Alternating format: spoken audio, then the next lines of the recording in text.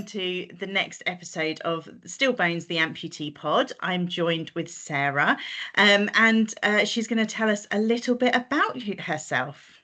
Over to you, Sarah. Hi, so yeah, I'm Sarah. I'm a 43-year-old mum of 3. I'm also a senior biomedical scientist, and in my spare time, I also play amputee football for England. Amazing. Can you tell us a little bit about how you became an amputee? What's the story there? Yeah, absolutely. So I was actually born with 2 different limb differences. So one affecting my hand, whereby I was born with a thumb and 1 finger. And the other limb difference was fibula hemimelia. So it affected my right lower limb. So I was born without the fibula bone. So that was obviously from birth. And I actually started wearing a prosthetic on my leg when I was about 1. So I have been wearing lower leg prosthetics for about 42 years. Yeah, it's very similar to mine. I lost my leg when I was about 7 months old, had my amputation. So yeah, another long-term wearer of prosthetics. Absolutely. Yeah. So the amputee football side of things got quite exciting last year when you went off with the team to the World Cup. Have you always been a football fan? Are you a big football fan anyway? I'm not really. I kind of stumbled into it, to be honest. I've always enjoyed watching football, but never actually had any desire, if I'm completely honest, to move anywhere other than the sidelines. So it was a bit of a shock move, I think. Lots of people close to me who have known me for many, many years have known that I've never really been into sport, and I've never been particularly sporty. So it did kind of come completely out the blue for a lot of people. But the opportunity came up, and I just sort of thought, wow, what an incredible thing to be able to try out. So yeah, as I say, experience. yeah, I mean, I love watching my kids play football. My eldest son, he plays football, so I've always been kind of that mum, standing on the sidelines yelling. And I enjoy watching football on the TV, not so much the men, much prefer watching the women's football. I think it's much more exciting. But yeah, had no desire to particularly to play, and I have never been a footballer, so it was completely starting everything from scratch.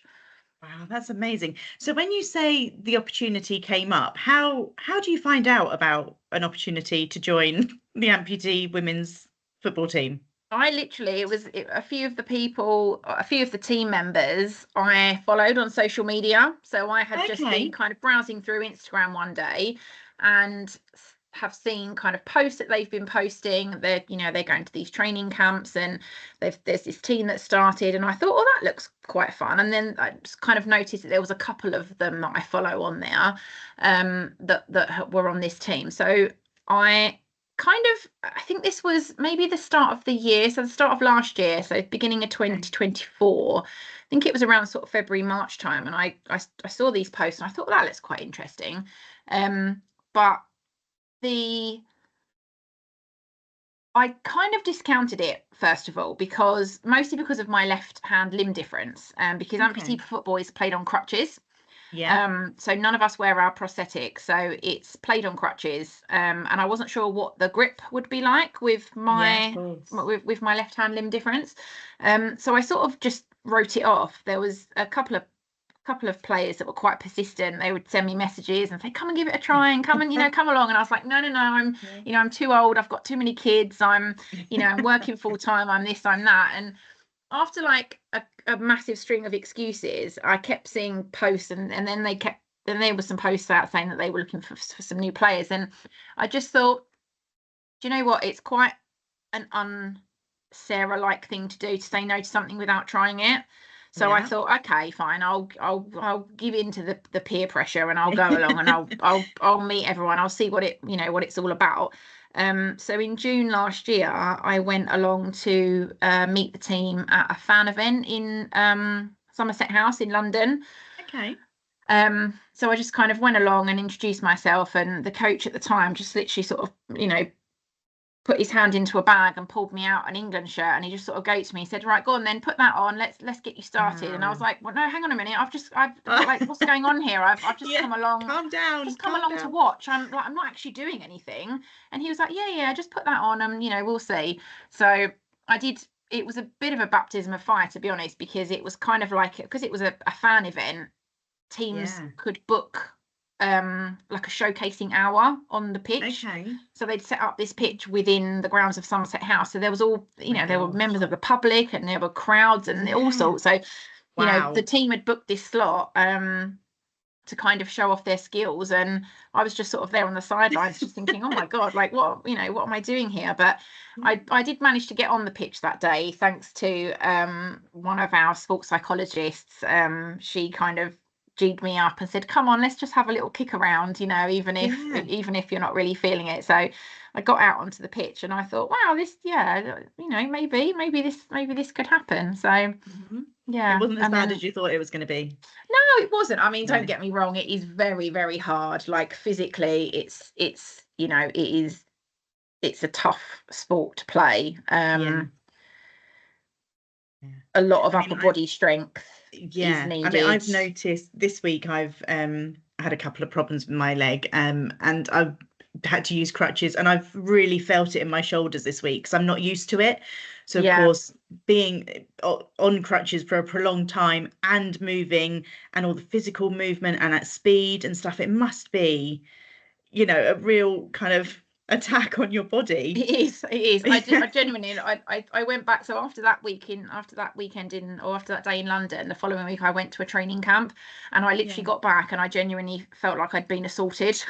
It was just, or like run over by a bus or something. It was such a shock to the system. Wow. But again, I was the same. Like, I've never been a crutch user.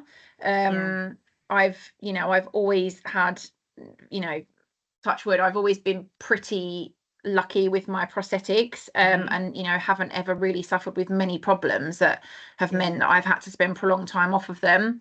So again, when I say like everything was learning from scratch, I mean everything, like even how to use the crutches properly, and kind of getting used to the crutches. So it was, there was a lot to learn at that point, but I just sort of threw myself into it really, and just That's amazing. And how did you find it with your hand limb difference? Did you have to have any adaptations made to the crutches or anything, or did it actually work out okay? No, I didn't, but I made sure that I got some comfy grip crutches. So I've got a pair of crutches that with kind of the molded handles, so that they are a little bit more comfortable on my hand. I also wear gloves, and I do also wear a wrist strap on that left hand side. Because it's not just the grip, it's also the strength on my wrist. Of course. Because obviously a lot of your your upper body literally is on your wrists, I guess, on through the handles. So I didn't need to, but I wear all of those just to put things in place to make it more comfortable, I guess. Absolutely. So you said you went to the training camp. Whereabouts do you have to train? Is it all local to you, or do you have to go? No, it's very much not local to me. No, at all. And it was that again was one of the things that put me off, and the reason why I said no in the first place. So the training ground is at Rees Heath College, so it's at it's Nantwich, so it's near Crewe. Wow. Okay. Which is about a 4-hour drive from my house. Oh my goodness. Yeah. Okay. So I have done it, that first camp that I went to, I literally just went for the day, and I drove myself. So I drove for 4 hours, then did a training camp, and then drove for 4 hours home. And that's why then when I got in my house, I just literally laid out flat on the living room, the lounge floor, and I couldn't move for about an hour. I was just like, just leave me here. So yes, it's obviously because it is a national team, obviously players are coming from kind of all over the place, so we are all really spread out, but it is a bit of a trek for me. So how many times did you have to go to Crewe then? How long? We have training camps once a month. Okay. And have you changed it up a little bit? Do you stay over now to recover?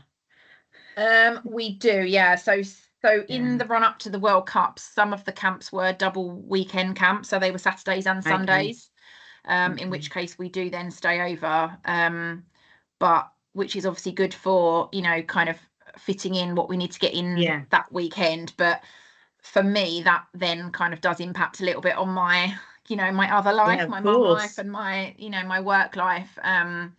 So yeah, it is a bit tricky, because quite often I'm doing 5 days, you know, in the NHS at my job, then a full weekend of football, and then straight back into another 5 days of work. So it's no wonder you need to just lie on the floor. Just give you time to recover. My goodness. The training sessions, are they closed sessions, or can people come and watch, or, you know, would we be able to come and see you train, or is it just for the team?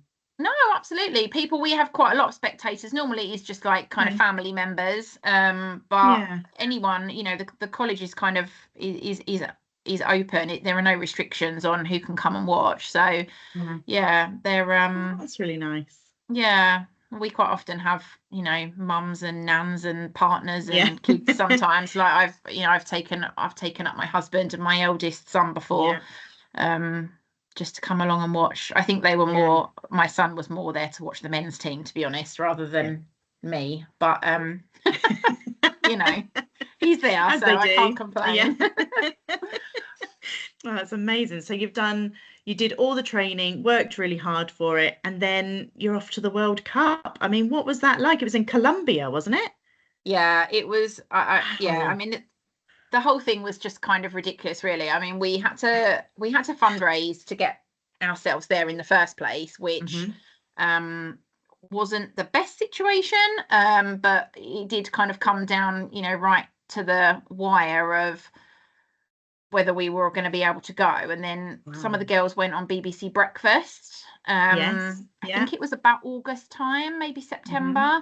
And fundraising had been slow up until that point, and they went on BBC Breakfast, and like the BBC really kind of got behind us, and we had a really amazing ad campaign that was made for us as well, and people just really got behind it, and it just gave it the exposure that it needed. And we raised the rest of the money that we needed, I think, within like an hour or so of being on the show. So that was incredible. That's amazing. So at the point where we then knew that obviously, you know, we were going, and you know, everything was in place, then it all then started to feel a little bit real. But we went out there in November, and it was ridiculously hot. Absolutely, I can imagine.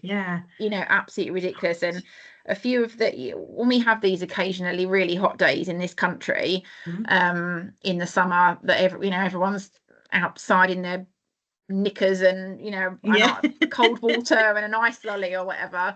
Our coaches were like, right, use these days, girls, get out and, you know, put your kit on, go and run around and play football. And you're just thinking, oh my God, like I could think of nothing worse right now. But you know, we had to kind of try and use that, and I guess try and anticipate what it would feel like. I mean, it did still feel completely different, because with the humidity as well, it felt about 10 degrees warmer. So most days were about 32, 33. My goodness. 35. I think the hottest day was 37. We did have a match on that day where it was 37.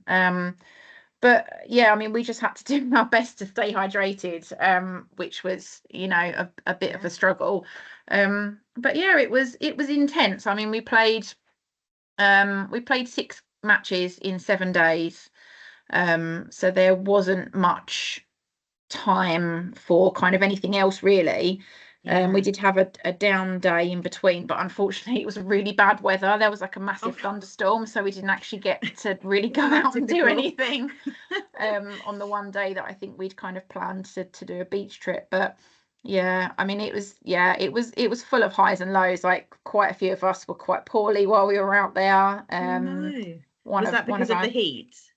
I think it was the heat. Like I don't think a few of us I think a few of us kind of had issues with the food potentially as well, and the changing kind of food hygiene habits. So yeah, it was a bit of a struggle.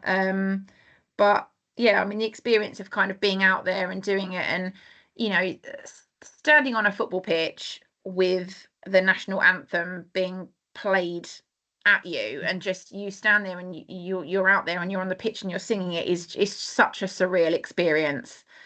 Such a surreal experience, and like one that I will never forget ever. Absolutely. And what about during the matches and things? Did you suffer with any injuries or anything, or did you kind of avoid everything? I played 3 matches in the end. I played 3 out of the 6 because I had a bit of a poorly spell in between. But in the 6th match, which was against Ukraine, I had a bit of a clash literally with one of the other players. Like, I don't think either of us were looking, and we both went in the same direction, but not knowing the other person was there. So we just literally just bashed together, but quite, sort of with quite a bump. And she was a lot shorter than me, but she managed to send me flying. And I think it was because she must have caught me. Like, I think as I was not on my leg, I think she just caught me on my crutches, and I sort of fell backwards and landed on my crutch handle. Oh my gosh. And it was just literally at the base of my spine. So that was pretty painful. But yeah, fortunately for me, that was kind of as bad as it got. We had one of our goalies, she got concussion during one of the matches, so she had to miss a couple of matches and she had to go to hospital. Our team physio also, she hurt herself. She, I think, fractured her ankle, but didn't realise at first. But she ironically did that having a kickabout by the pool one day. Okay. So there were a few people kind of in the wars, but I have been quite lucky. It's just another thing that you do. Like, I am always kind of wary about it, because I just think like I have only got kind of one, what I would call, good leg. So I think, am I crazy to kind of want to go out and run around on a football pitch where people are coming at me with crutches? Like, is that wise? I don't know, but fortunately, touch wood, I've been okay. That's good. It sounds like it's not for the faint-hearted, honestly. It sounds really physical. It is, and it's it can be a fast game. I mean, not so much myself, but a lot of the girls on my team are very, very quick bombing around on the crutches. And also some of the men's teams that we've watched, especially when we were first, our team kind of first got together, and we hadn't really had that experience of playing matches and things. We would watch the men's game, and the speed that they're able to run around on the pitch is ridiculous. I can't fathom it, but I am not that person. But you were there and you were doing it, which is amazing. So do you think, when it comes to kind of barriers for things, do you think it was more your own thinking? You were saying earlier that you can't do it, you've had all these kids, you're whatever age, and so do you think that was the biggest one, or did you come up against anything else? No, I think it was purely my own kind of, oh no, I can't do this. It's like it was my own doubts, and I think probably my own insecurities as well, because I always found sport or any kind of physical activity really tricky as a child, as I'm sure you probably did as well. Like growing up in the 80s, where there wasn't the awareness around disability that there is now. So I had amazing teachers at school, but nobody was, I was the first disabled child in my school to have a prosthetic, and I don't think they knew what to do with me, really. So and if I found something a struggle, like I said, I would always try, but if I found something a struggle, I would just let them know, and they would just let me sit out. So rather than what I would hope would happen nowadays is that adaptations would be made, something different would be done. They would just I was just allowed to sort of sit out and just kind of watch everyone else, which on the one hand was good, because physically I couldn't do whatever it was that I was trying to do. It was painful, or whatever. I couldn't imagine it with the prosthetic. But you're also then sort of sitting there thinking, oh well, I feel a little bit excluded now, like, because I can't join in with it. So I think it was always that I kind of used those barriers, I think, as my own defense mechanism when I was younger. So when people, like, when you asked me that question earlier about, have I always been into football, like, am I sporty? Absolutely not. Like, absolutely not. And I spent, many years kind of just dismissing it as something that wasn't for me.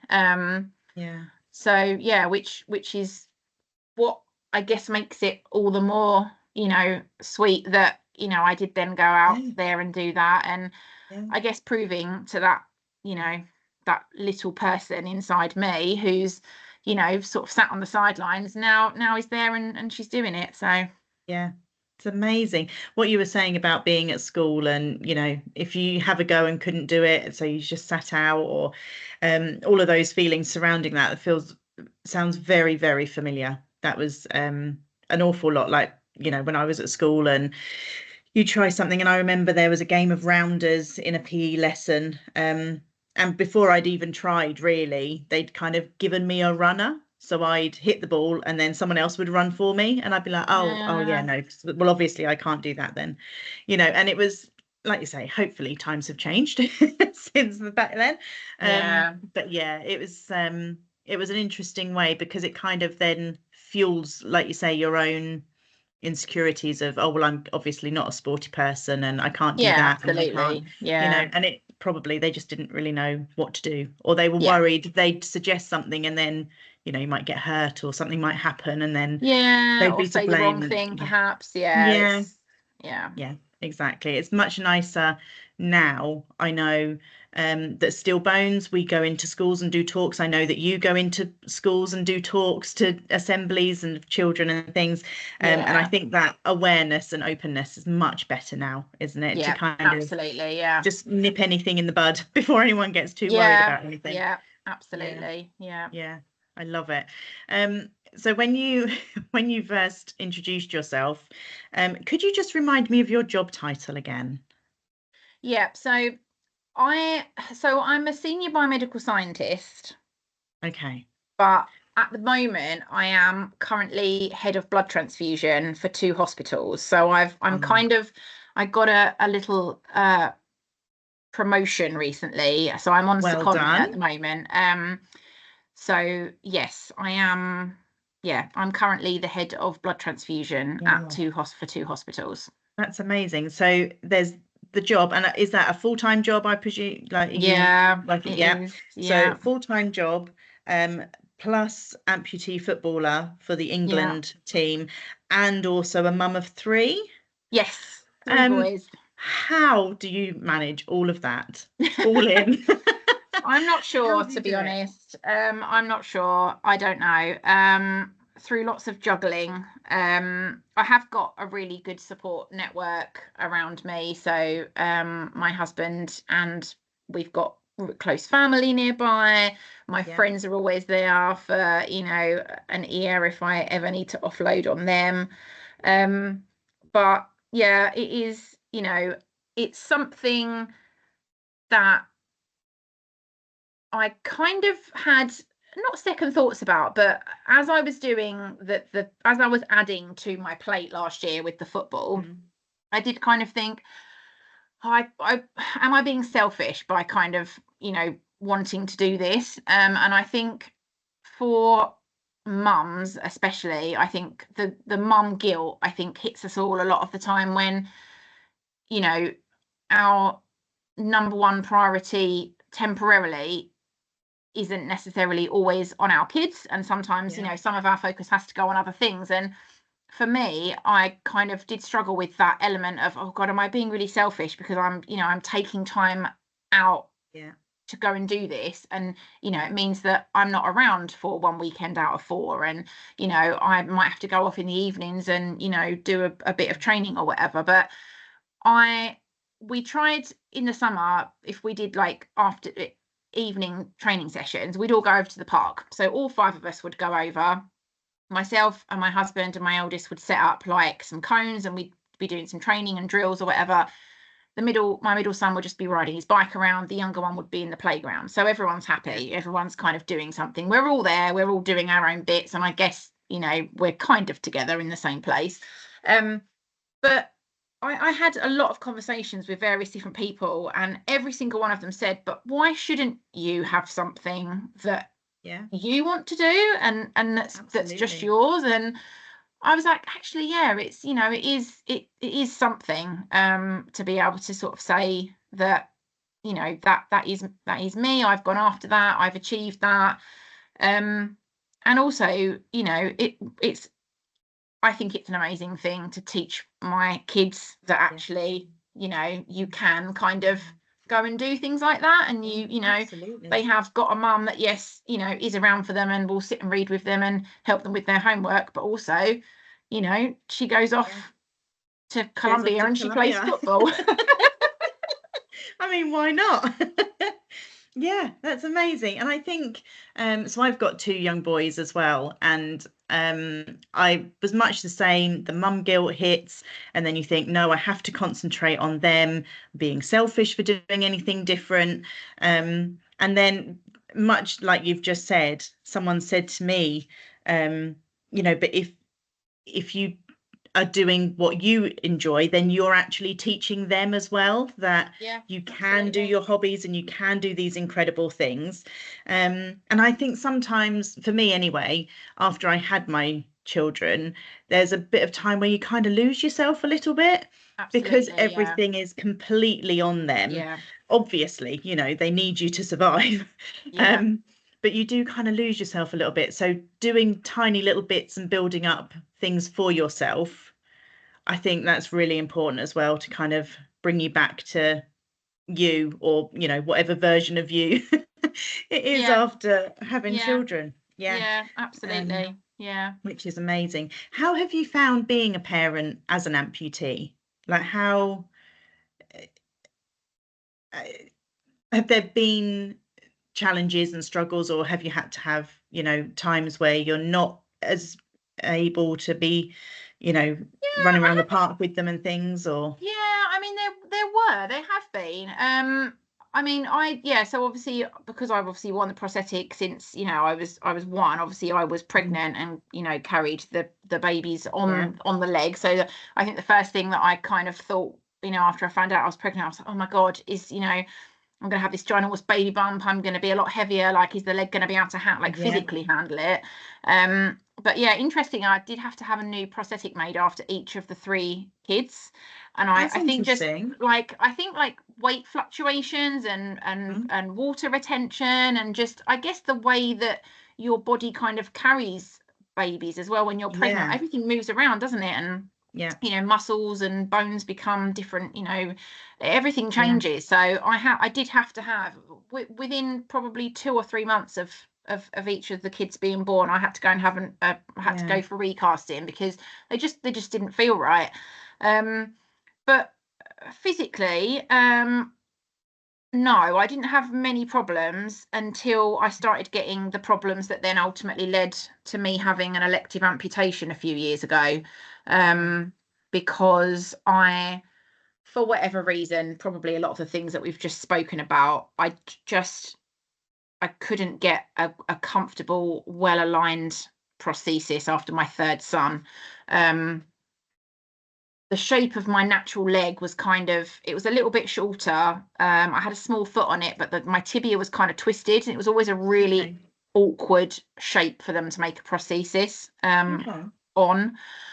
So getting the alignment right was always a massive issue. So my hips were quite often out of alignment, which is obviously not a very good situation to be in.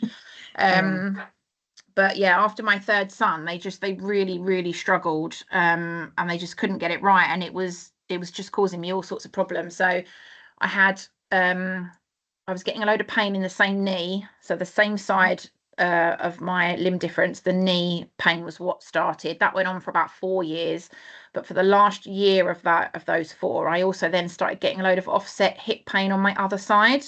Because I was because my hips were out of alignment, I was taking much more of the strain on my opposite side, and the pain was so bad. It's one of those situations where I think, because it came on over such a long time, I didn't realize how bad it had got. It's like the boiling frog analogy, isn't it? I think if you'd have gone straight into it, with that kind of pain from day one, you'd think, what on, I like can't live like this, what on earth is going on? But I used to kind of do days at work and then limp back to my car, to get in and drive myself home, and that was then really starting to affect like kind of my own personal quality of life, and then the quality of our family life as well. So of course.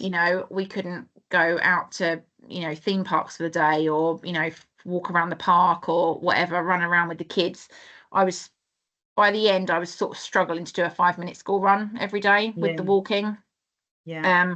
So that was kind of at the point where I was like, something needs to happen here. So I got referred to a surgeon, and we booked in for an elective amputation. So I had that in January 2022.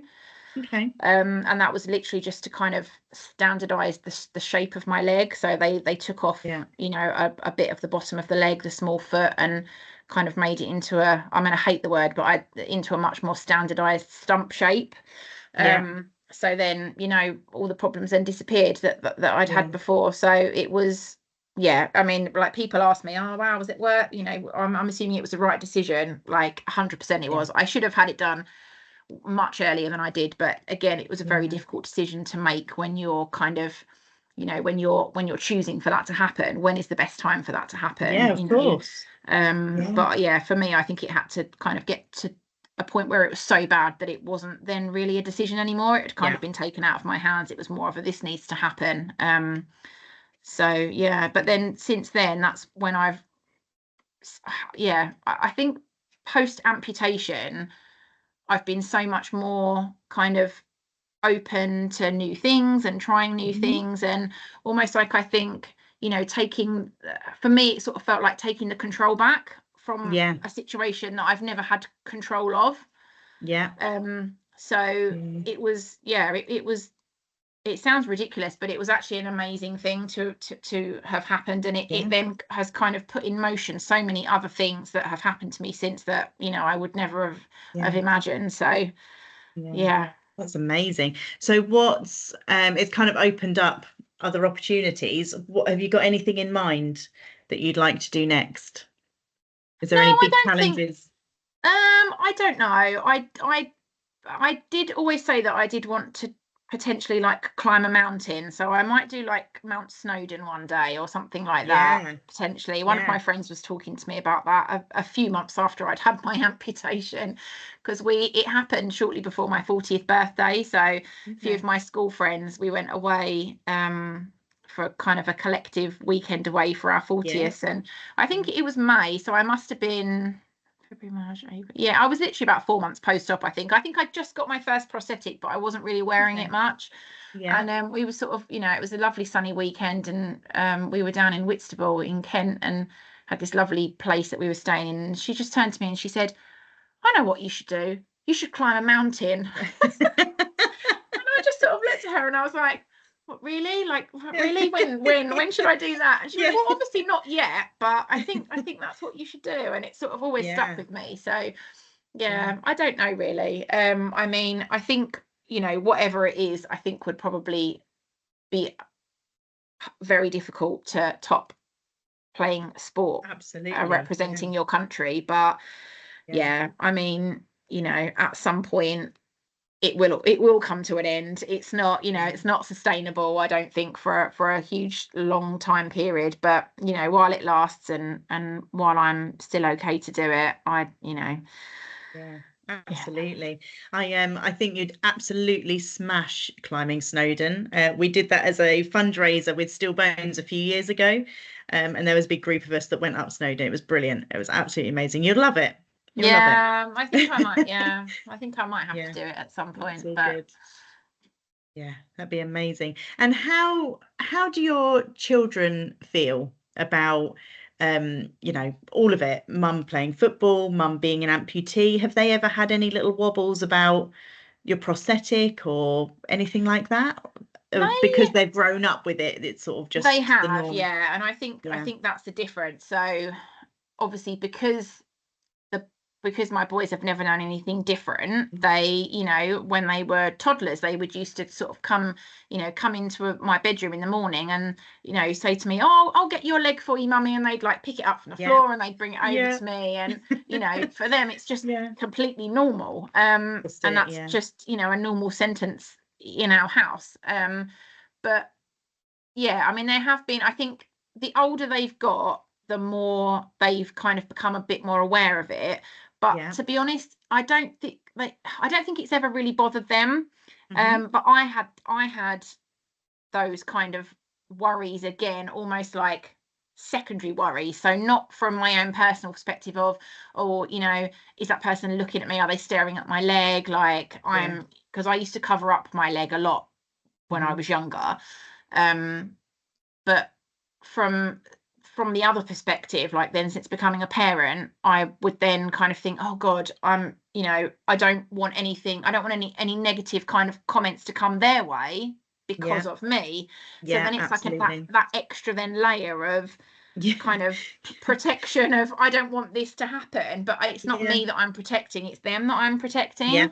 So absolutely. But it's literally, I don't think it's ever bothered them, which is amazing. And also now I think because, you know, they've seen me paint it in a positive light and in such a way that, you know, I'm saying, you know, let's go out and talk about it. Let's raise some awareness about it. This is what, you know, prosthetic legs can do. This is how they're made. Like, aren't they amazing? You know, and I think kind of shining that positivity on it rather than, you know, looking at it as a negative. I mean, the only times that they have felt quite hard done by is when I have gone into their primary school to give assemblies. I've done that twice now, and they do not like it. Oh, really? The younger one. So I went in a couple of years ago when my eldest was in year 6 and my middle son was in year 4. And my eldest at the time in year 6 was like, "Oh, really? Do you have to come in and do you have to come in though?" And then I went in again a few months ago, where my middle son is now in year 6 and my youngest is in year 1. So the 6-year-old, he thought it was amazing. Like, he was telling all of his friends and he was pointing, his friends were pointing, and my middle son came in near the back and he saw me and his friends were all like whispering in his ear and like pointing, and he just literally like put his head in his hands in despair. Oh, bless him. And just struck his head like I was like some sort of absolute thorough embarrassment, even though I was kind of there to talk about how my experience had been playing in the World Cup for England, and I had my England cap there, and he was just like afterwards, "Oh my God, you're so embarrassing, I can't believe you came in and did that." And I just said to him, my goodness, like, you are such a tough crowd to please. Like, you know, as far as embarrassing mums go, there are, you know, you could do a lot worse. There's far worse that could happen. Don't you worry. Just chill. Absolutely. It was lovely you saying about you know, "Oh, mummy, I'll pass you your leg" and things. I remember both my boys when they kind of were toddlers, they'd go through a phase of wanting to help me put my leg on, which, you know, is lovely. It's quite a personal thing, putting your leg on. You have to make sure it's in properly and, you know, feels comfortable and stuff. So to have a little toddler trying to ram it on as well, you're like, "Well, thank you. Yeah, thanks for your help, but I'm just going to tweak that a little bit." Bless them. But and we had a bit of a, like, obviously when I had my operation, I was in hospital for 10 days, so I was away for them for 10 days, and it was still during COVID times as well. So like they couldn't visit, so we just had to have a lot of FaceTime. But afterwards it was trying to find that barrier between, like, don't come and jump on me, because that will be not a situation that anybody wants, but, you know, come, like, don't stay away, because I didn't want to kind of push them away. So like, come and give me a hug, but don't go anywhere near my leg. And we had a bit of a moment as well where, you know, one of them was like, "Oh, can I see it?" And I sort of said, "Oh, I don't, maybe not at the moment, because it looks a bit scary at the moment, but, you know, maybe maybe in a few weeks, like, you know, once it's sort of healed a little bit. So yeah, all these things that you just think, oh my gosh, like, how are these problems? But how are these things that we're having to discuss? But exactly. I love as well that kids just throw any questions at you, don't they? They're like, there's no worry about offending anyone or anything. If they want to know something, they will literally ask you. Absolutely. Which is, I've had some brilliant questions though when I've got in to do the assemblies. Like, I've had some amazing questions, and it's just funny, isn't it? Like how their minds work as well. Yeah, like absolutely. I think the first assembly I ever did, there was a little boy that put his hand up and he said, "What happens to you at the airport?" And I said, and I went to speak, and then he said, "You know, like when you go through those machines." And I said, I said, "Yes, I do always bleep when I go through the machines." Yeah. And he said, yeah, I wondered. He said, "So is it a bit tricky then to get, like, to go to an airport?" And I said, "Well, it just takes a bit longer." Yeah. I just thought of all the questions to ask. Like, he's like, "What do you do when you go to the airport?" Yeah, so that's it. But yeah. Gosh, I love it. I absolutely love it when we talk to kids, because they just come out with anything and everything. It's brilliant. Yeah, no, I love it. Yeah, it's amazing. So the last thing I just wanted to ask you, is something we're asking everyone that comes on the podcast, is something that you're grateful for today. Just today, or can be generally anything. It's something you're grateful for. I think I would say that I am probably grateful for all of the opportunities that have kind of come my way since having my amputation, and just getting to experience things that I never thought that I would have experienced. And, you know, not a lot.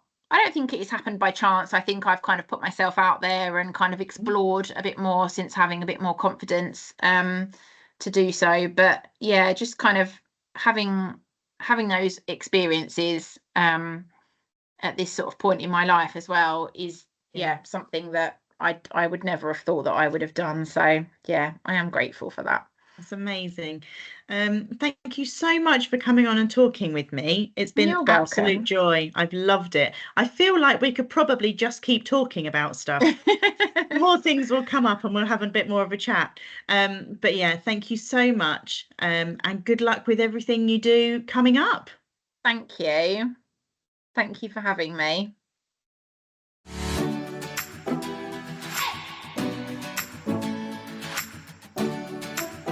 We are Still Bones, a charity serving the limb difference community in the UK. Our mission is to empower amputees and their families to live life to the fullest. It is completely free to join us, and you can register at stillbone.co.uk at the big blue button register at the bottom, and you can also ring us on 03333 606 930. We hope you enjoy listening to the podcast today, and we look forward to speaking to you soon.